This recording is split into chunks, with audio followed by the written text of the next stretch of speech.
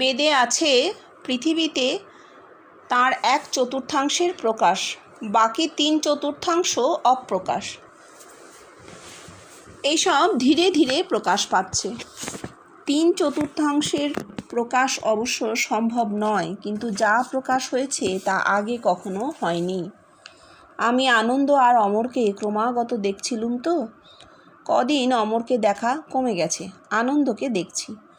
এত লোক থাকতে ওদেরকেই দেখি কেন?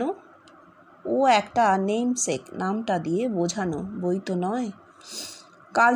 কাল একটা দৈববাণী হলো, সে আমি নিজেই বলছি। আমার এই দেহেতে অন্য যুক্ত হয়েছে। অন্য যুক্ত হয়েছে মানে কি রে? আমি বেড়ে গেছি। হ্যাঁ, চতুর্থাংশ বেদে বলছে 1/4 পৃথিবীর প্রকাশ, বাকি 3/4 অপ্রকাশ। এটা তো উনি অনেকটা বলেছেন। তাও এটার ধরো, একটা মানুষের 4টে যে অবস্থা, জাগ্রত, স্বপ্ন, সুষুপ্তি আর তুরীয়। জাগ্রত অবস্থাটাই প্রকাশ, 1/4 জাগ্রত, সেইটাই প্রকাশ। এই পৃথিবী, এই জাগ্রত অবস্থা, যা আমাদের কাছে সব থেকে বড় সত্যি বলে মনে হয়। কেন? কারণ বাকিটা তো অপ্রকাশিত। এই 1/4টাই আমাদের কাছে সমস্ত কিছু, সে পুরো জগৎ। এবার ধীরে ধীরে প্রকাশ পাচ্ছে মানে নির্গুণ থেকে, তুরীয় থেকে অনুভূতির মাধ্যমে কিছুটা কিছুটা প্রকাশ হচ্ছে। এটাও একটা অদ্ভুত ব্যাপার। স্বপ্ন প্রকাশ হয় না। আমরা রোজ অসম্ভব স্বপ্ন দেখি, প্রত্যেকটা মানুষ দেখে স্বপ্ন, কিন্তু কটা মনে থাকে? স্মৃতিতে নামে না। স্মৃতিতে না নামলে তুমি প্রকাশ করতে পারছো না, অপ্রকাশিত থাকছে। আর সুষুপ্তি আর তুরীয় তো আমরা ধরতেই পারছি না। সেইখানে উনি ওনার কথাটা বলছে যে আনন্দ আর অমরকে ক্রমাগত দেখছিলাম, অমরকে দেখাটা কমে গেছে, আনন্দকে দেখছি। কেন? নেমসেক, অর্থাৎ আনন্দকে দেখে ওনার আনন্দ বোঝানো হচ্ছে, ওনার ব্রহ্মানন্দ বোঝানো হচ্ছে আনন্দকে দেখিয়ে। তাহলে এটা তো কোনো ফিলিং এর ব্যাপার নয়। ফিলিং কি এখানে? আনন্দকে কি ফিলিং বলা যাবে? কারণ উনি তো একটা লোককে দেখছেন, ওনার ব্রহ্মানন্দ বোঝাতে ওনাকে আনন্দকে দেখানো হচ্ছে। তাহলে এটা ফিলিং নয়, এটা একটা কন্ডিশন, তাই তো? এবার বলছেন, আমি নিজেই বলছি, আমার এই দেহেতে অন্য যুক্ত হয়েছে, আমি বেড়ে গেছি। বিশ্বব্যাপিত বেড়ে গেছেন, নিজের দেহে অন্য দেহ যুক্ত হয়েছে মানে এই দেহটা মধ্যেই সবকিছু আর সীমাবদ্ধ নেই, আরো দেহ যুক্ত হচ্ছে। যত লোক দেখছে তত দেহ যুক্ত হচ্ছে। এটা তো স্থূলে ভাবলে হবে না, এটা তোমাকে আত্মিকেই ভাবতে হবে। যত বেশি বেশি মানুষ ওকে দেখছেন, তত বেশি বেশি মানুষের দেহটা ওতে পরিবর্তিত হয়ে যাচ্ছে। তাই বলছেন আমি বেড়ে গেছি। মানুষরা, আমি যখন জীবন কৃষ্ণকে দেখছি তখন আমি জীবন কৃষ্ণ হয়ে জীবন কৃষ্ণকে দেখছি, তাই তো? প্রত্যেকেই তাই। যারাই দেখছেন তারা ওতে পরিবর্তিত হয়ে ওকে দেখছেন। এই হচ্ছে বেড়ে যাওয়া।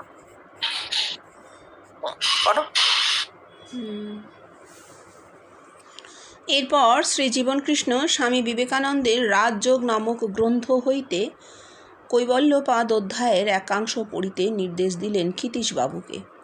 তার নির্দেশে ক্ষিতীশবাবু পড়িতে লাগিলেন। কৈবল্যপাদ রাজযোগের শেষ অধ্যায়। তাতে লেখা আছে যে যোগীর পক্ষে দেহ ধারণ করিয়া চিরদিন পৃথিবীতে বাঁচিয়া থাকা সম্ভব। পাঠ শেষ হইলে শ্রীজীবনকৃষ্ণ বলিতে লাগিলেন, 13 বছর 8 মাস বয়সে স্বামী বিবেকানন্দ আমাকে রাজযোগ শিক্ষা দিয়েছিলেন, অর্থাৎ রাজযোগ আপনা থেকে আমার দেহে ফুটে উঠেছিল। আজ আমার 65 বছর 6 মাস। আজ আমার বয়স 65 বছর 6 মাস। যে রাজযোগ দেহেতে ফুটেছিল 13 বছর 8 মাস বয়সে, সেই রাজযোগ কৈবল্যপাদে এসে পৌঁছল 65 বছর 6 মাস বয়সে। এখন এর সত্যাসত্য ভবিষ্যতই নির্ণয় করবে। রাজযোগ বলে বিবেকানন্দের বইটা নিয়ে গেছেন ক্ষিতীশদা, সেখানে কৈবল্যপাদ আছে। কৈবল্যপাদ আমরা কিন্তু পড়িনি। কৈবল্য প্রাপ্তি মানে একদম মুক্তি। কৈবল্য মানে মুক্তি। তা যে কৈবল্য পেয়েছে সেখানে লেখা আছে যে সেই যোগীর পক্ষে চিরদিন পৃথিবীতে বেঁচে থাকা সম্ভব, দেহ ধারণ করে।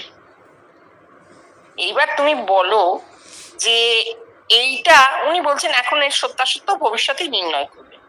সেই ভবিষ্যৎ আমরা জেনে গেছি যে না, ওর দেহ অমরত্ব প্রাপ্ত হয়নি। হয়েছে কি? হয়নি। তাহলে দেহ ধারণ করেটা ভুল। দেহ ধারণ করেটাও ঠিক, বলতে হবে একটি দেহ ধারণ করে ভুল। কারণ যিনি মুক্ত হয়েছেন, মুক্ত আত্মা সর্বব্যাপী হয়ে যায়। সর্বব্যাপী ভগবান তস্মাৎ সর্বগত শিব। যিনি মুক্ত হয়েছেন তিনি শিবত্ব প্রাপ্ত হয়েছেন, আর যিনি শিবত্ব প্রাপ্ত হয়েছেন তিনি কি হয়েছেন? সর্বব্যাপী হয়ে গেছেন, তাই না? এই সর্বব্যাপী আত্মা, তার তো দেহের কোনো কমতি নেই। প্রতিটি মানুষের দেহই তো তার দেহ। এইখানে এসে তুমি মানে পাবে যে কৈবল্যপাদে যোগীর পক্ষে চিরকাল দেহ ধারণ করে থাকা সম্ভব। অর্থাৎ যিনি মুক্ত আত্মা হয়ে গেছেন, তার অনন্ত মানুষের মধ্যে তার আত্মা প্রবেশ করে গেছে, তার আত্মা মানে তার রূপ প্রবেশ করে গেছে, তিনি সেইভাবে বেঁচে আছেন।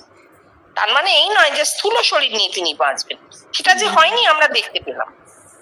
আসলে এইসব শাস্ত্র লেখা হয়েছে এবং এর ভুরি ভুরি ব্যাখ্যা টিকা চারিদিকে ছড়িয়ে আছে, কিন্তু মানুষ প্র্যাকটিক্যালি কখনো ভাবেনি এই শাস্ত্রের প্র্যাকটিক্যাল ব্যাখ্যাটা কি খাটছে, প্র্যাকটিক্যালি কি এই জিনিসটা দাঁড়াচ্ছে। তাই কেউ কি অমর হয়েছে আজ পর্যন্ত এই পৃথিবীর ইতিহাসে?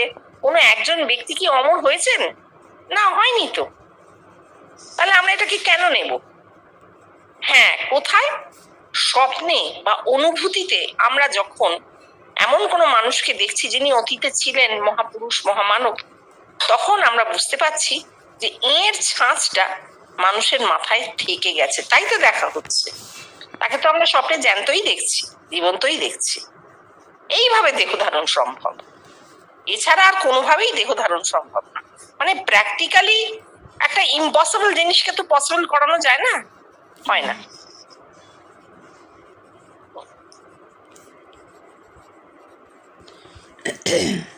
কৈবল্যপাদের একটি শ্লোকের ব্যাখ্যায় স্বামী বিবেকানন্দ লিখিয়াছেন,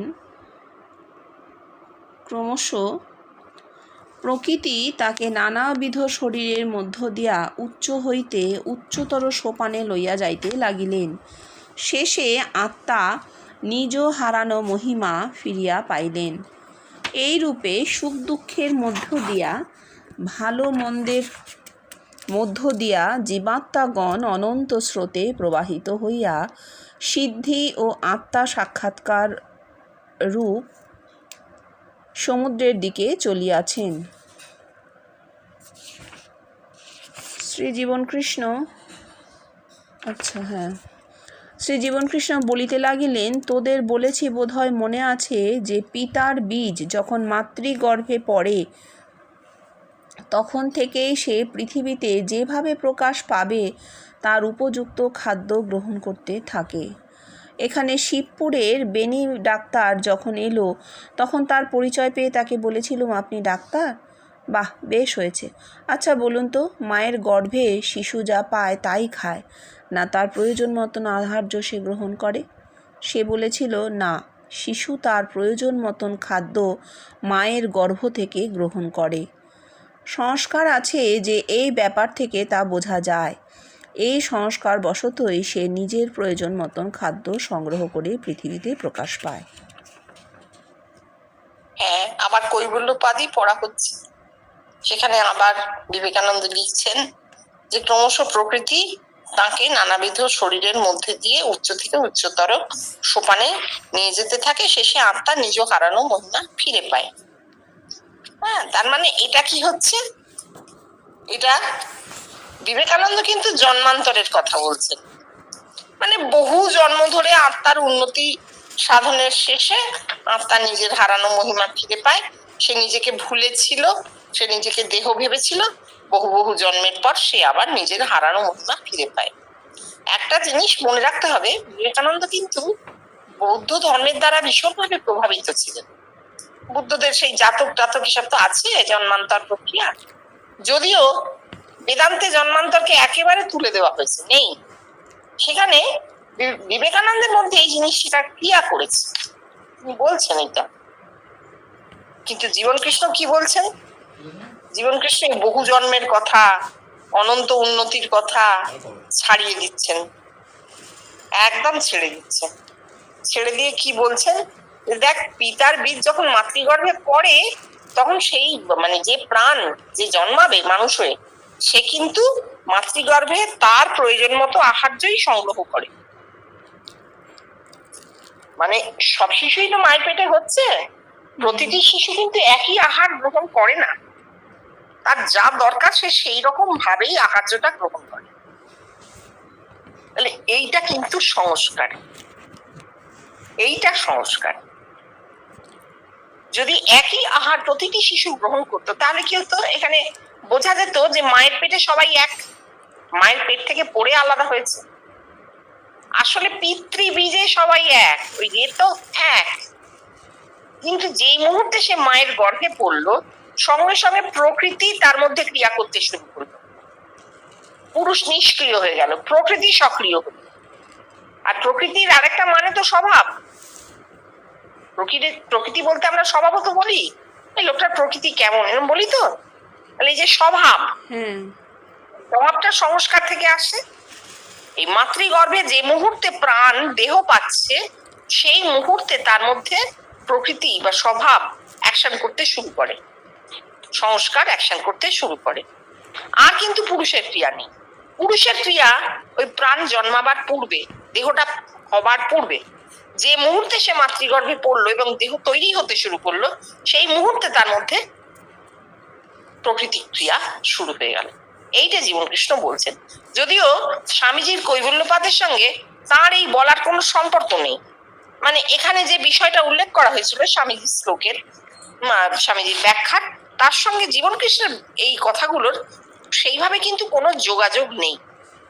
জীবন কৃষ্ণ বলতে চেয়েছেন যে যখন মানুষটা পিতৃবীজে অবস্থান করছে, প্রকৃতিহীন অবস্থায়, তাকে প্রকৃতি ছুঁতে পারছে না। কিন্তু যে মুহূর্তে সে মাতৃগর্ভে মানুষের দেহটা পেতে শুরু করলো, সেই মুহূর্তে প্রকৃতি ক্রিয়াশীল হয়ে গেল, তার মধ্যে সংস্কার স্বভাব এইগুলো জাগতে শুরু। এটা তিনি বলেছেন। এটার সঙ্গে বিবেকানন্দের কৈবল্যপাদের ওই ব্যাখ্যার কোনো কানেকশনই নেই। সুতরাং কেন এটা এইভাবে নোট হয়েছে আমরা বুঝতে পারলাম না। তারপর পড়ো।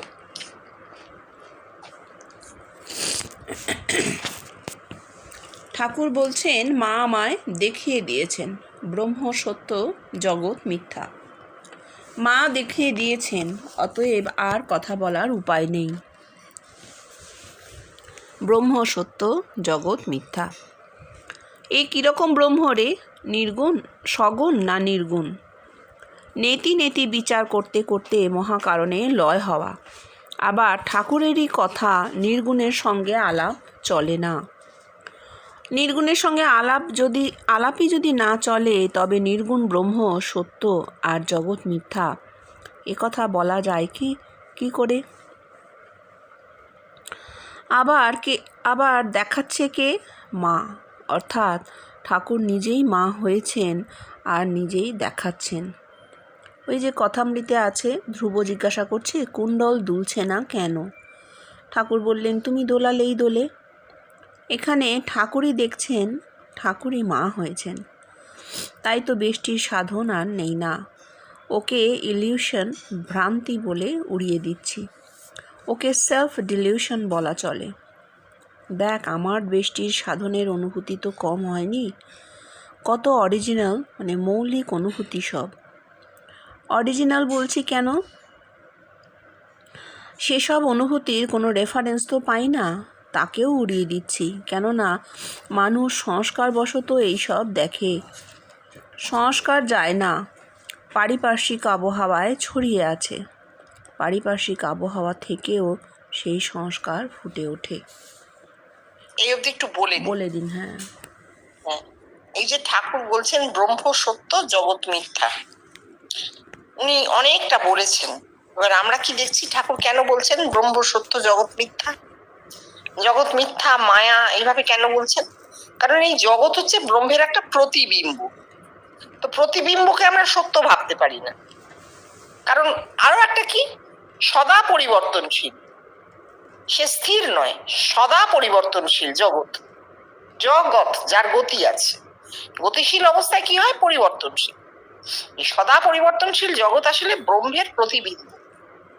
ব্রহ্ম কিন্তু শাশ্বত স্থির, তার কিন্তু গতিশীলতা নেই, কারণ সে কোনো পদার্থই না, সে তো চেতন ভূমি। চেতন ভূমিতে সমস্ত স্থির। এই জগৎ সেই চেতন ভূমির একটি প্রতিবিম্ব মাত্র। এই জন্য ঠাকুর বলছেন জগৎ মায়া, মিথ্যা। মায়া মানে মিথ্যা, মানে মায়া যা চিরকালীন নয়, তা সমানে পাল্টে যাচ্ছে। এইটা ঠাকুর বলতে চেয়েছেন, বলে বলছেন মা দেখিয়ে দিয়েছেন। এইখানেই সমস্যাটা হয়ে গেছে। ঠাকুরের মাকে সগুণ ব্রহ্ম, ঠাকুর বলছেন তোমরা যাকে ব্রহ্ম বলো আমি তারে মা বলে কই। মা মানে এই দেহ, মা মানে আত্মা শক্তি, মা আমার ইষ্ট, এত কিছু বলছেন। মা ব্রহ্মময়ী, তাহলে সগুণ ব্রহ্ম। এই সগুণ ব্রহ্ম নির্গুণের সঙ্গে নির্গুণের কথা বলবে কি করে? নির্গুণ মহাকারণ, নির্গুণের লয় হওয়া এসব বলছেন ঠাকুর। নির্গুণের সঙ্গে আলাপ চলে না বলছেন, হ্যাঁ আলাপ চলবে কি করে? নির্গুণ তো অপ্রকাশিত অংশ, যে অংশটা অপ্রকাশিত তাকে বলে নির্গুণ। সে তো পুরুষ, চেতন ভূমি, তা থেকে যতটুকু সগুণে আসছে সেইটুকু প্রকাশ হচ্ছে, সেইটুকু বলা যায়। তাই জন্য নির্গুণের সঙ্গে আলাপ নেই। তাহলে এখানে কি, মা মানে ঠাকুর নিজেই মা হয়েছেন আর নিজেই দেখছেন, নিজেই নিজেকে দেখাচ্ছেন। ঠাকুরের দ্বৈতবাদ এই জায়গাটায় বড় প্রকট। যদি ঠাকুরের এইটা অদ্বৈতবাদে যেত, তাহলে ঠাকুর বুঝতে পারতেন যে তিনি নিজেই নিজেকে দেখাচ্ছেন। বলছেন সচ্চিদানন্দ দেহ থেকে বেরিয়ে এসে বললো আমি যুগে যুগে অবতার, বলছেন, কিন্তু ধারণা হবার সময় সেটা বলছেন না, মুখ দিয়ে বলছেন না। হয়তো তার ধারণা হয়েছে, কিন্তু তিনি জগতে সে কথাটা প্রকাশ করেননি। করলে মঙ্গল হতো, দ্বৈতবাদটা আরো একটু সরে যেত মাথা থেকে মানুষের, কিন্তু তিনি সেটা যে কোনো কারণেই হোক, সময় একটা বড় ব্যাপার, সেই কালে সেটা প্রকাশ হয়নি। হ্যাঁ, এইবার যেটা জীবন কৃষ্ণ বলছেন, যে এই যে নিজে নিজে দেখা এবং যার কোনো রেফারেন্স জগতে থাকছে না, জগতের লোক এসে বলছে না যে হ্যাঁ আমরা দেখেছি তুমি যা বলছো তা ঠিক, তার ফল কি হচ্ছে, একটা ভ্রান্তি। বেষ্টির সাধনে ভ্রান্তিটা থেকে যায় না। কেন? এই ইলিউশন বা ভ্রান্তি এর রেফারেন্স না থাকলে এটাকে প্র্যাকটিক্যালি প্রমাণ করার জায়গায় যায় না, কেউ যেতে পারে না। বেশির সাধনে এইটা হয়। এবার তুমি বলতে পারো যে আমাদেরও তো চর্চার ক্ষেত্রে সেই কথাটাই আমরা বারবার বলি, যে জগতে কোথায় হচ্ছে আমরা তো দেখতে পাচ্ছি না। এটা কিন্তু এখনকার কথা হচ্ছে না, এটা অনেক আগেকার, 60-70 বছর আগের কথা হচ্ছে। এখন আমাদেরকে প্রমাণ দেবার জন্য জগৎ বসে নেই। আমরা জানতে পেরেছি জগতের একটি আত্মিক গতি আছে, এটা আমরা জানতে পেরেছি, এবং সেই আত্মিক গতিতে আমরা যে সকলে সামিল, প্রতিটি মানুষই যে সেই আত্মিক গতিতে সামিল, এটা আমাদের জানা হয়ে গেছে। এখন জগৎ আমাদের কাছে প্রমাণ দেবার জন্য বসে নেই, এইটা জানতে হবে। কিন্তু সেই সময় যখন জীবন কৃষ্ণ এলেন, তার মাধ্যমে বেশির সাধন হলো, উচ্ছেদ হলো, সমষ্টির সাধন হলো, উচ্ছেদ হলো, বিশ্বব্যাপিত্ব এলো, তার রূপ দেখা চলতে থাকলো, ফুটে উঠে বিভিন্ন মানুষের মধ্যে, অজানা অচেনা মানুষের মধ্যে তার রূপ ফুটে উঠে তার ব্রহ্মত্বের প্রমাণ দিল, পরম ব্রহ্মত্বের প্রমাণ দিল, নাম রূপ সমেত যে জীবন্ত ব্রহ্ম, দেহবান ব্রহ্মের প্রমাণ দিল। এই সব কন্ডিশন গুলো কিন্তু ঘটে গেছে। ঘটে গিয়ে এখন আমরা যেখানে দাঁড়িয়ে আছি, সেখানে রূপ আর থাকছে না, নাম আর থাকছে না, আত্মিক গতি যে চলছে সেটা আমরা জানতে পেরেছি, কিন্তু তার কোনো বাস্তব প্রমাণ মোটেই আমাদের কাছে আর আসবে না। কখনো কখনো কারো কারো এমন তীব্র অনুভূতি হবে, সেই অনুভূতিকে জানতে পারা যাবে জগৎ এখন কোথায় দাঁড়িয়ে। কেন এই কথাটা উনি বলেছিলেন যে তোদের স্বপ্ন তোদের নয়, জগতের? তার কারণ হচ্ছে এই যে মানুষগুলো তখনও এখনো আমরা যে দাঁড়িয়ে আছি, আমাদের বেশি সাধন তো নেই। সুতরাং যে স্বপ্নটা আমি দেখছি ওটা জগতের হয়ে একটা মানুষ দেখছে, জগৎ ব্যাপিতে দাঁড়িয়ে স্বপ্ন দেখা হচ্ছে, ওটা জগতের কন্ডিশন বোঝানো হচ্ছে, সেই মানুষটার কন্ডিশন বোঝানো হচ্ছে না। দ্রষ্টার কন্ডিশন নেই, কন্ডিশন জগতের। এইভাবে জগৎ ব্যাপিত্বটা এখনো বোঝানো হচ্ছে, চলছে। এরপর আমরা জানি না কি হবে। তারপর ঠাকুর বললেন, জগৎ মিথ্যা। জগৎ মিথ্যা কি রে? ব্রহ্মকে দেখবি কোথায়? এই জগতে। ব্রহ্ম আধেয়, জগৎ তার আধার। তাই জগৎ মিথ্যে নয়, ব্রহ্ম সত্য, জগৎও সত্য। ফাইনালে কি পাচ্ছি? ব্রহ্ম একটি দেহবান পুরুষ। তাকে বাইরেও দেখা যায়, আবার ভেতরেও দেখা যায়। এইখানেই আবার অমরত্বের কথা এসে পড়ছে। রবি ঠাকুরের একটি কবিতায় আছে, আজি হতে শতবর্ষ পরে। আমি যদি বেঁচে থাকি তবে আজি হতে সহস্র বর্ষ পরে কি হবে? এটা একটা হোক্স হয়ে গেছে, তাই তো? দেহ নিয়ে তিনি নেই, সুতরাং এই জায়গাটা ধরলাম না।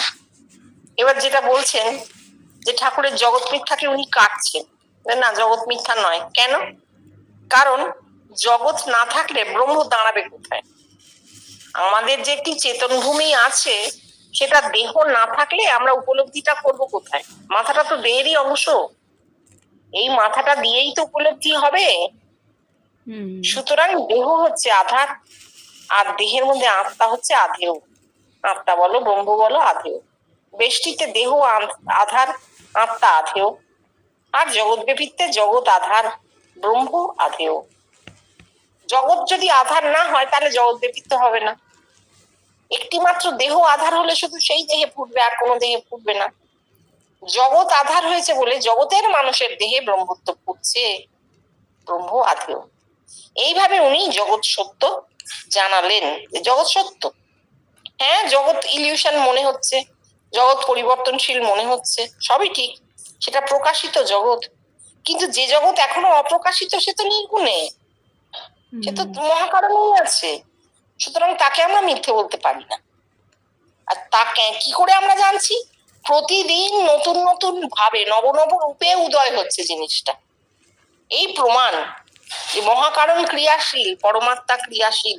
সেই পরমাত্মা জানিয়ে দিচ্ছে যে এই যে গতিশীল জগৎ তাও সত্য, তাও সত্য, সেটা আধার। তিনি আর ওই প্রতিবিম্বর দিকে গেলেন না, কারণ সেটা একটা মানুষের ক্ষেত্রে। যখন জগৎ ব্যাপিত্বের কথা আসছে তখন আর প্রতিবিম্ব থাকছে না। একটা মানুষের ক্ষেত্রে জগৎ অবশ্যই প্রতিবিম্ব, কারণ আমি আছি, এই রিফ্লেক্ট করে জগৎকে তার মধ্যে আছে। আমি মরে যাব, জগৎ আমার কাছে নেই, আমিও নেই, জগৎও নেই। এটা একটা মানুষের ক্ষেত্রে। কিন্তু জগৎ ব্যাপিতে জগৎ তো আছে, চিরকাল আছে, ছিল, থাকবে। ঠিক আছে, তারপর পর। রবীন্দ্রনাথের মানুষের ধর্ম ও রিলিজিয়ান অফ ম্যান নামে দুটি বই এসেছে। 26শে অক্টোবর তারিখের বৈকালিক আসরে শ্রীজীবনকৃষ্ণ মানুষের ধর্ম গ্রন্থ হতে প্রথম দুটি পাতা নিজেই পড়ে শোনালেন এবং প্রতিটি লাইনের ব্যাখ্যাও করলেন। দেখা গেল শ্রীজীবনকৃষ্ণকে কেন্দ্র করে সাধারণ মানুষের মধ্যে যে অন্তর্মুখী আত্মিক অভ্যুদয়ের সূত্রপাত হয়েছে, দৈবচালিত হয়ে রবীন্দ্রনাথ যেন তার কথাই লিখে গেছেন। রবীন্দ্রনাথ লিখেছেন, আমাদের অন্তরে এমন কে আছেন যিনি মানব, অথচ যিনি ব্যক্তিগত মানবকে অতিক্রম করে সদা জানানাং হৃদয়ে সন্নিবিষ্ট। তিনি সর্বজনীন, সর্বকালীন মানব। তিনি আরও বলেছেন, মানুষ আপন উন্নতির সঙ্গে সঙ্গে ব্যক্তি সীমাকে পেরিয়ে বৃহৎ মানুষ হয়ে উঠেছে। তার সমস্ত শ্রেষ্ঠ সাধনা এই বৃহৎ মানুষের সাধনা।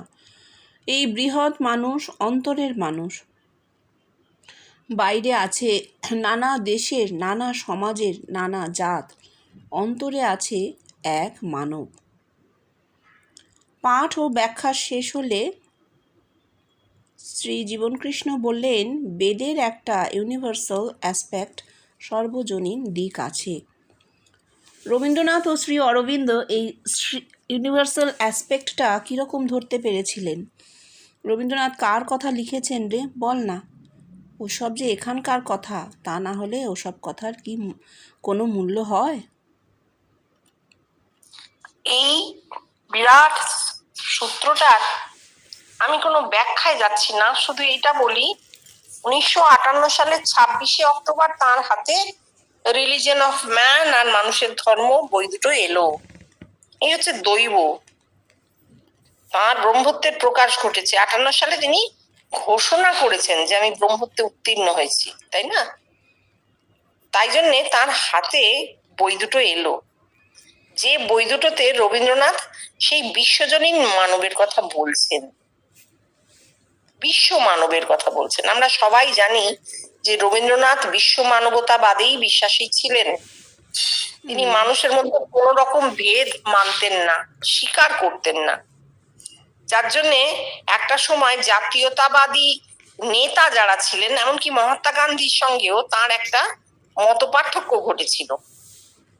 তিনি একেবারেই জাতীয়তাবাদী ছিলেন না। ভারতবর্ষ আমার দেশ বলে একটা যে আবেগ, এইটা তার মধ্যে ছিল না।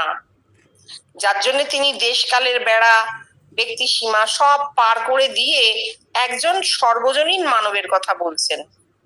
সদা জনানাং হৃদয়ে সন্নিবিষ্ট। জনানাং মানে পৃথিবীর সমস্ত জনমানবের হৃদয়। একটি দেশের মানুষের বা শুধু বাঙালির হৃদয়, এমন ভেদ তার মধ্যে একদম ছিল না। এবং আমরা রবীন্দ্রনাথের কর্মক্ষেত্রের দিকে তাকালেও দেখতে পাবো যে তিনি একটা আন্তর্জাতিকতাকে স্বীকৃতি দিয়েছেন। হ্যাঁ, চীন ভবন, জাপান ভবন, রাশিয়া, কেউ বাকি নেই। বিশ্বভারতীতে বিশ্ব ভারতী, ভারতী তো সরস্বতী, বিশ্ব সরস্বতীর উপাসনা। এই যে তার মধ্যে একটা সর্বজনীনতা, বিশ্ব মানবতার বোধ ছিল, এইটা কি করে এলো, কি করে তার মধ্যে? এইটাই তো অবাক কাণ্ড। এলো এই জন্যে যে ওই সময় উনি ওই কথাগুলো বলবেন, দৈব। তিনি লিখবেন, বলবেন, আর জীবন কৃষ্ণের মধ্যে দিয়ে এটা যে ফুটেছে সেটা মেলানো হবে। এইগুলো হচ্ছে ওই স্বাতী নক্ষত্রে বৃষ্টি পড়বে তবে হবে, এও তাই। সময় এমন ভাবে তৈরি করা হয়েছে যে ওই এই সময় রবীন্দ্রনাথ এই জিনিসটা লিখবেন এবং সেটা জীবন কৃষ্ণ পড়বেন এবং নিজের অবস্থার সঙ্গে মিলবে, জগতের অবস্থার সঙ্গে মিলবে। যে সর্বজনীন মানবের কথা বলছেন রবীন্দ্রনাথ। বেদান্তে আছে, কিন্তু কেউ তো এর আগে আলোচনা করেনি। সবাই তো বেষ্টি নিয়েই পড়ে রয়েছে। এতদিন তো জগতে আমাদের, অন্তত ভারতবর্ষে এতদিন কি চলেছে? পুরাণবাদ। এখন আবার পুরাণবাদ উঠছে, দেখো না। কিন্তু মাঝখানের ওই সময়টায় যেহেতু নবজাগরণ এসেছিল, মানুষের মাথা থেকে এই অন্ধকারটা সরে গিয়েছিল। তারা বিশ্ব মানবতায় বিশ্বাসী হয়েছিল এবং রবীন্দ্রনাথ ভীষণভাবে বিশ্ব মানবতার পূজারী ছিলেন। তিনি কোনো ভেদ মানতেন না, তাই জন্য তার দ্বারা এই লেখাটা হয়েছে। তবে যেটা জানতাম না, জীবন কৃষ্ণ বলছেন যে শ্রী অরবিন্দ এই ইউনিভার্সাল অ্যাসপেক্টটা কিরকম ধরতে পেরেছিলেন। অরবিন্দ আমার খুব বেশি পড়া নেই, ভীষণ শক্ত। হ্যাঁ, নিশ্চয়ই পেরেছিলেন, না হলে জীবন কৃষ্ণ বলছেন কেন? এবং হয়তো উনি পড়েওছেন, যেটা আমরা জানি না। আমরা ভাবি জীবন কৃষ্ণ কোনো বই পড়েননি। তিনি কোনো বই পড়েননি। তিনি, তার কাছে বই কোথায়? এইটা হচ্ছে মূর্খ লোকের অস্ত্র। আমি বই টই পড়ি না, পড়তে ভালোবাসি না, পড়াশোনা করতে ভালোবাসি না। আমি তোমাকে বলবো, দুধ, ঠাকুর কি বই পড়ে পণ্ডিত হয়েছে? বই পড়ে ভগবানকে জেনেছে? আর জীবন কৃষ্ণ কি বই পড়ে সব হয়েছে? না, অবশ্যই বই পড়ে কারোর কিছু হয়নি। কিন্তু তার মানে এই নয় যে এরা মূর্খ ছিলেন। ঠাকুর বলছেন, ওগো আমি শুনেছি কত, তা পড়াচ্ছে শোনা ভালো। শুনেছেন তিনি, প্রচুর শুনেছেন। আর জীবন কৃষ্ণ প্রচুর পড়েছেন, প্রচুর পড়েছেন। তার পড়াশোনার ব্যাপ্তি মানুষকে অবাক করে দেবে, অবাক করে দেবে। তিনি বলছেন 10,000 বছরের ইতিহাস আমি তোদের বলতে পারি। শুধু তো ইতিহাস বলবেন না, সঙ্গে ভূগোলটাও বলবেন। তিনি সেই সময় দাঁড়িয়ে আইনস্টাইনের থিওরি অফ রিলেটিভিটি নিয়ে চর্চা করছেন। তিনি দর্শন শাস্ত্র গুলে খেয়েছিলেন, কান্ট, হেগেল সব পড়েছেন। তাহলে এই লোকটাকে কি করে তুমি বলবে যে মূর্খ? অনাথদা বই এনে এনে দিতেন, পড়ে শেষ করে ফেরত দিয়ে দিতেন, বলতেন আবার বই আনিস। আর এত দ্রুত পড়তে পারতেন যে বলার নয়, পাতা উল্টে পড়া হয়ে যেত। 8 ঘন্টায় একটা বই পুরো শেষ করে ফেরত দিয়ে দিতেন। এটা পড়ার অভ্যেস না থাকলে হয়? সব তুমি দৈব বলে চালাবে? নিশ্চয়ই উনি অল্প পড়েছেন, কিন্তু যেহেতু বড় খটমটে জিনিস এবং সেটা আমাদের আর্থিক উন্নতিতে বিশেষ সহায়ক হবে না, তাই উনি বলেননি।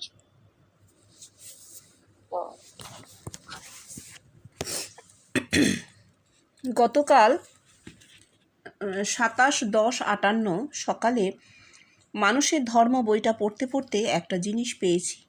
পড়ত ক্ষিতীশ, এই বলিয়া শ্রীজীবনকৃষ্ণ ওই পুস্তকের 2য় অধ্যায়ের নির্দিষ্ট অংশ দেখাইয়া দিলেন। ক্ষিতীশবাবু পড়িতে লাগিলেন। উপনিষদ বলেছেন, তমে বৈকং জানথ আত্মানম, সেই আত্মাকে জানো, সেই এককে যাকে সকলে আত্মার মধ্যে এক করে জানলে, সেই এককে যাকে সকল আত্মার মধ্যে এক করে জানলে সত্যকে জানা হয়। প্রার্থনা মন্ত্রে আছে, য এক, যিনি এক, স ন বুদ্ধা শুভয়া সংজনক্তু। শুভ বুদ্ধির দ্বারা তিনি আমাদের সকলকে এক করে দিন। মানুষের ধর্ম। ক্ষিতীশবাবুর পড়া শেষ হলে শ্রীজীবনকৃষ্ণ বললেন, ঋষিদের কাছে যা ছিল প্রার্থনা তা এখানে বাস্তব রূপ ধারণ করেছে। আর এ কি শুধুই বেদের ঋষিদের প্রার্থনা? না, তারও কত আগে থেকে চলে এসেছে এই প্রার্থনা, আমাদের সকলকে এক করো। অবশ্য ওরা যা বলেছে তা এইখানে ফুটেছে তা নয়। তবে ওদের অ্যাবস্ট্রাক্টটি নিয়ে আমরা আমাদের অনুভূতির সঙ্গে মিলিয়ে নিতে পারি। হাজার হাজার বছর ধরে মানুষের প্রার্থনা, আমাদের এক করো, আমাদের এক করো, এইখানে বাস্তবে ফুটে উঠেছে। হ্যাঁ, উপনিষদ বলেছে, তমে বৈকং জানথ, জ্ঞান জানথ আত্মানম, মানে আত্মাকে জানো, সেই এককে যাকে সকল আত্মার মধ্যে এক করে জানলে সত্যকে জানা যায়। তাহলে সেই আত্মাকে, সেই এককে আবার সকল আত্মা, অনেকগুলো গন্ডগোল হয়ে গেল না? এক আত্মা থেকে আবার অনেক আত্মা চলে এলো। তার মানে নিজেকে, আত্মকে জানো। নিজের মধ্যে জানা হলে তখন জানা যাবে আমার মধ্যে যিনি আছেন সকল মানুষের মধ্যে সেই এক আছেন, তবেই সত্যকে জানা হয়। এটা পরে বোঝা যাচ্ছে যখন বলা হচ্ছে জয় কক, যিনি এক, স নো বুদ্ধা শুভয়া সংযুক্ত। তাহলে রবীন্দ্রনাথের ওই কথাটার মানেটা এইখানে আসছে, যে এক, তিনি শুভ বুদ্ধির দ্বারা সকলকে এক করেন। এখানে ওই এক মানে আত্ম, নিজেকে জানা, আমার মধ্যে যিনি আছেন সকলের মধ্যে সেই একই আছেন। এইটা যদি জানা হয় তাহলে শুভ বুদ্ধির দ্বারা জানা হয় না, এইটা জানা হলে শুভ বুদ্ধির উদয় হয়, তার মধ্যে আর অশুভ কিছু থাকতেই পারে না। আর কারণ সে এককে জেনেছে, তার কাছে দুই নেই। এইটে এবার ঋষিদের কাছে এটা কি ছিল? প্রার্থনা। জীবনকৃষ্ণ বলছেন এখানে বাস্তব রূপ ধরেছে। এবার লোকে এটা নিয়ে একটা বলতে পারে আমাদেরকে, এইটা আপনারা কি বলছেন, ঋষিদের কাছে প্রার্থনা ছিল, এখানে অ্যাবস্ট্রাক্টটা প্র্যাকটিক্যাল হলো কি করে? এইটা বলতে হবে যেটা বিবর্তন, প্রাকৃতিক বিবর্তন। মানুষ যেমন 4 পা থেকে 2 পায়ে হাঁটতে শিখেছে, মানুষ যেমন তার শিরদাঁড়াটা সোজা করতে শিখেছে, মানুষের মাথা যেমন কাজ করতে শিখেছে, সে আগুন জ্বালাতে শিখেছে, ঠিক সেই রকম বিবর্তনের মাধ্যমে ধীরে ধীরে ধীরে ধীরে এই জিনিসটাও মানুষের মধ্যে প্র্যাকটিক্যালি ফুটেছে। যেটা আগে ঋষিরা মাথা দিয়ে ধরতে পেরেছিলেন যে এইরকম আত্মা সকলের মধ্যে তিনি এক, যা একটা শ্লোকের মধ্যে আবদ্ধ ছিল, তা বাস্তবে ফুটে জানান দিল যে হ্যাঁ, ঋষিরা সত্যদ্রষ্টা, তারা ঠিক দেখেছিলেন, কিন্তু ফোটেনি, তখন ফুটেছে এইখানে। যত দিন যাবে ততই প্র্যাকটিক্যাল ওয়ার্ল্ডে এই জিনিসের ছবি দেখতে পাওয়া যাবে। সুতরাং আগে যারা ছিলেন তারা ভুল, আমরাই ঠিক, এটা কথা নয়। কথা হচ্ছে আগে যারা ছিলেন তারা এটাকে উপলব্ধি করেছিলেন, এটা ফুটেছে, এখন ফুটলো। এখন আবার এখন আমরা যেগুলো ভাবছি, বলছি, বিভিন্ন মানুষ চর্চা করছেন, তাও আবার একদিনকে ফুটবে জগতে। এখন ফুটছে না, ফুটবে। সেদিন তারা বলবে যে এরা বলেছিল, এরা এরকম বলে গেছে, দেখো জগতে ফুটেছে। এটাই হচ্ছে মহাকাল।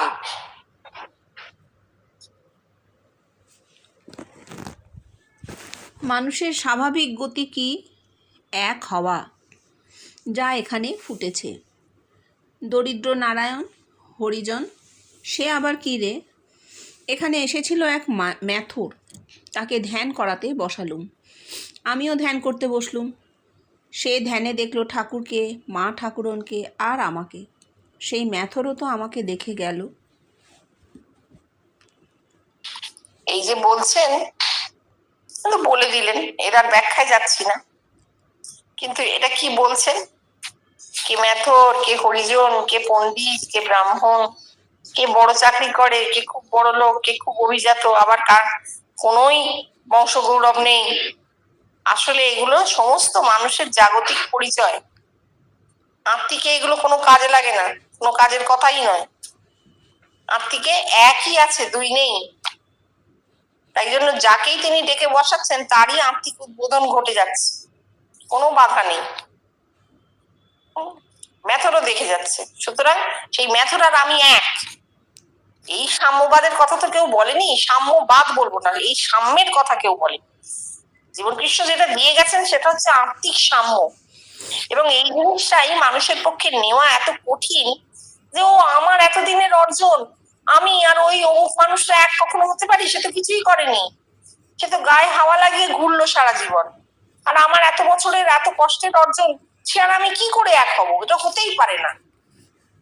প্রত্যেকটা মানুষের মধ্যে এই কমপ্লেক্সটা আছে, এটা থাকে। সেইখানে জীবনকৃষ্ণ বলছেন যে না, ও সব তোমার অর্জন দুদিনের, ও তোমার দেহ মিলিয়ে যাবে, তোমার অর্জনও শেষ হয়ে যাবে, ওসব কিছু না। ওই মানুষটা তুমি সত্যিই এক। কোথায়? আত্মিকে। জগতে তোমরা আলাদা হতেই পারো, জগতে তুমি অনেক বড় লোক, সে গরিব লোক হতেই পারে, কিন্তু জাগতিক দিয়ে তো আত্মিকের কোনো কাজ নেই। আত্মিকে ও যা তুমিও তাই, এটা স্বীকার করো, এটা তোমাকে গ্রহণ করতে হবে। আর এইটা গ্রহণ হচ্ছে না বলেই এখনো পর্যন্ত আমরা একটা অস্থিরতা দেখতে পাচ্ছি, একটা সারাক্ষণ দ্বন্দ্বের মধ্যে আমরা কিন্তু রয়েছি। তুমি দেখো, চিন্তা করো, আমাদের নিজেদের মধ্যে অনেক দ্বন্দ্ব থাকে। আমরা দোষারোপ করি, একে অন্যকে দোষারোপ করে ফেলি। হ্যাঁ, তুমি এটা কেন বললে, তুমি অন্য কেন বললে, এরকম বলে ফেলি। কেন? ওই নিজের মাথায় ওইটা কাজ করছে যে আমি আরো কি এক? কখনোই নয়। আমার এত অর্জন, আমি এত সঙ্গ করেছি, আমি এত কিছু পড়েছি, আমি এত বছর চর্চা করছি, আমার এতটা অর্জন, তার সঙ্গে ও দুদিন ঢুকেছে, কিছুই জানেন না, কিচ্ছু পড়েনি, কি করে ও আর আমি এক? এইটা আমাদের মাথায় খেলা করে সারাক্ষণ। কিন্তু যদি আমরা ভাবি যে ওটা তো জাগতিক অর্জন, ওটা তো আমি দেহটা নিয়ে আছি, আমি বইগুলো পড়ছি, এ করছি, এইটা আমার জাগতিক অর্জন। কিন্তু আত্মিকে ও জীবনকৃষ্ণকে দেখেছে, আমিও দেখেছি, নাও দেখে থাকি, তারও অনুভূতি হচ্ছে, আমারও অনুভূতি হচ্ছে। আত্মিকে তো ও আর আমি এক, দুই তো নেই। চেতন ভূমিতে এক ছাড়া কিচ্ছু নেই, কারণ তার কোনো ডাইমেনশন নেই, তাই জন্য তা অপরিমেয়, অখণ্ড। হ্যাঁ, এইটা মানুষ মানতে পারে না বলে এখনো দ্বন্দ্ব।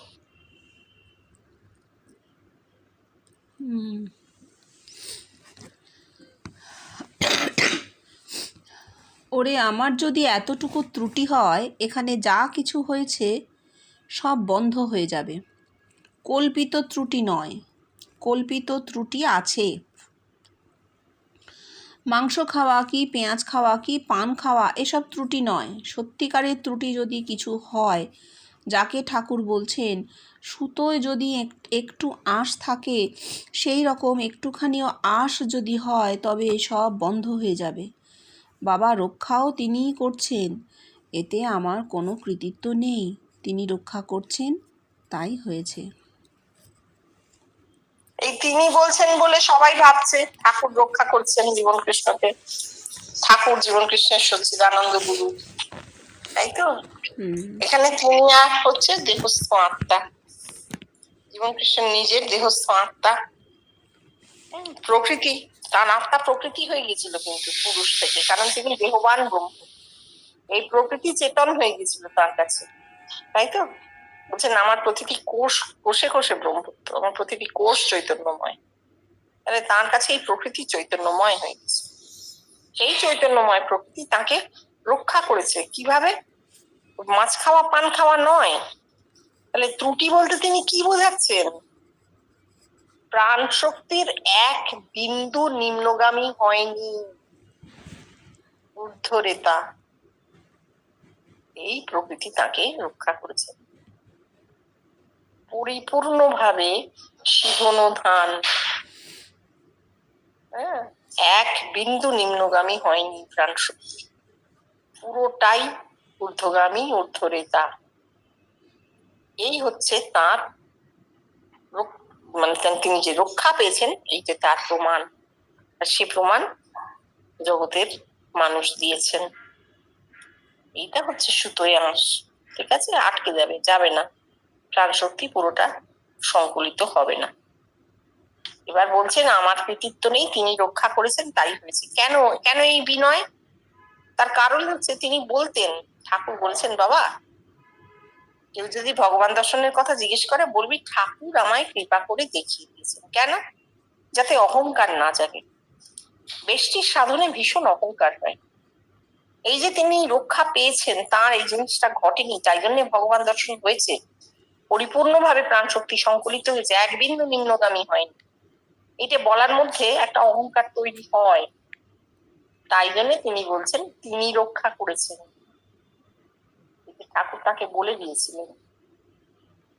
কি অদ্ভুত দেখো।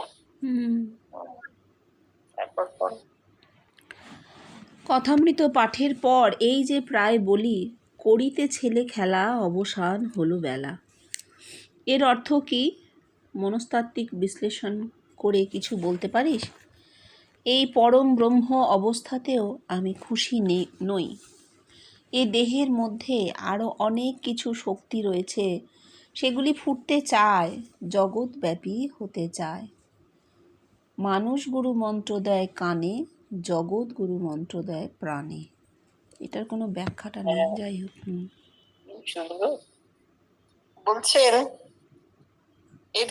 এর অর্থ কি করে কিছু বলতে পারি? সেই যে ছেলে খেলা, উনি নিজের কথাই বলছেন তো, করিতে ছেলে খেলা অবসান হলো গেল। পরম ব্রহ্ম অবস্থাতেও খুশি নই, দেহের মধ্যে আরো অনেক শক্তি রয়েছে, ফুটতে চায়, জগৎব্যাপী হতে চায়। তাহলে কি উনি তো এটা আকাঙ্ক্ষা করছেন কি? না, উনি টের পাচ্ছেন আসলে ওনার ভূমি আর আমাদের ভূমি এক হয়নি। উনি যে ভূমিতে দাঁড়িয়ে এই উপলব্ধির কথা আমাদের জানিয়ে গেছেন, আমরা এখনো পর্যন্ত সেই ভূমিতে পৌঁছতে পারিনি। মানে জগতের গতি আর ওনার গতি আলাদা। ওনার গতিটা আলোর গতির সমান, আলোর গতিকেও ছাড়িয়ে যাওয়া। আর জগতের আহ্নিক গতি আমরা জানি, পৃথিবী কত হাজার মাইল বেগে ঘুরছে সূর্যের চারিদিকে বা নিজের অক্ষের চারিদিকে, আমরা জানি এগুলো। তাহলে এই দুটোর মধ্যে পার্থক্য হচ্ছে তো, জাগতিক গতি আর আলোর গতিতে একটা বিরাট পার্থক্য। তো জগৎ ওনার ভূমিতে পৌঁছতে এখন অনেক দেরি, অনেক দেরি। উনি সেই জন্য বলতে পারছেন না, জগতে প্রকাশ পাচ্ছে না জিনিসটা। তার ভিতরে অনেক শক্তি যা জগৎব্যাপী হতে চায়, হবে, হতে চায় মানে হবে। কবে হবে? জগৎ যেদিন ওনার ভূমিতে পৌঁছতে পারবে। উনি যে ভূমি থেকে কথাগুলো বলেছেন সেই ভূমিতে জগৎ তখন তো পৌঁছয়নি। এখনো আমার মনে হয় না জগৎ সেখানে পৌঁছেছে। তাহলে আমরা অন্তত নিজেদের ভেতরে উপলব্ধিটা করতে পারতাম, সেটা তো বাকি থেকে যাচ্ছে। হ্যাঁ, এইটা আমার নিজস্ব ধারণা, আমি নিজের ধারণা থেকে বলছি। আমার মনে হয় অন্য কেউ শুনলে তোমাকে অন্য কোনো কথা বলতেও পারেন। তারপরের কথাটা, মানুষ গুরু মন্ত্র দেয় কানে, জগৎ গুরু মন্ত্র দেন প্রাণে, এটা অনেক নিচে নেমে এসে উনি বলছেন যে মানুষ তো গুরু হতে পারে না। জগতে যখন দুটো দেহ আলাদা, এক দেহ থেকে আরেক দেহে মন্ত্র যাচ্ছে, কান টেনে গুরু বীজ মন্ত্র কি হয় সেসব বলছেন, সেটা আসলে কোনো অ্যাকশনই নেই দেহে, তার কোনো অ্যাকশন থাকে না। বাইরে থেকে যা কিছু আমাদের দেহে ঢুকে তার কোনো অ্যাকশন থাকে না। তুমি দেখো না, আমরা যা কিছু গ্রহণ করি তাকেই কিন্তু বর্জন করি। দেহ যা গ্রহণ করে তাই বর্জন করে। আমরা যে খাবার খাই তা থেকে পুষ্টির রসটুকু নিয়ে বাকিটা ছিবড়ে করে ফেলে দেয় দেহ। নিঃশ্বাস নিয়ে প্রশ্বাস হয়ে বেরিয়ে যায়। তাহলে দেহ যা কিছু গ্রহণ করে তাই যদি বর্জন করে থাকে, তাহলে যে মানুষ গুরু কানে মন্ত্র দিচ্ছেন সেই মন্ত্রটাও দেহ গ্রহণ করছে, করে আবার সেটা বর্জনও করে দিচ্ছে। প্রতিটি নিঃশ্বাস প্রশ্বাসে মন্ত্র গ্রহণ হচ্ছে, বর্জন হচ্ছে। তাহলে সেটার কি কোনো অ্যাকশন থাকে? জগৎগুরু মন্ত্র দেন প্রাণে। জগৎগুরুকে পরম ব্রহ্ম জগৎগুরু তিনি মন্ত্র দিচ্ছেন কাকে? প্রাণে। জগতের মানুষকে, আমি একা নই, তুমি একা নও, কোনো ভেদ নেই। আর সে মন্ত্র কি? জগৎ আর আমি অভিন্ন, এই একটি মাত্র মন্ত্র, আর কিচ্ছু নেই। এইটা জানতে পারলেই শান্তি, পরম শান্তি। মরি বাঁচি যেখানেই যাই না কেন, যদি একটা মানুষ কোনোভাবে টের পায় যে আমি আর এই জগৎ তো এক, অভিন্ন, জগৎ থেকে এসেছি আবার জগতেই মিলিয়ে যাব, তার কারণ জগৎ আর আমি তো এক, তখন সে কিন্তু একদম শান্ত হয়ে যাবে। তার মনে আর কোনো প্রশ্ন উঠবেও না, কোনো উঠবে না প্রশ্ন।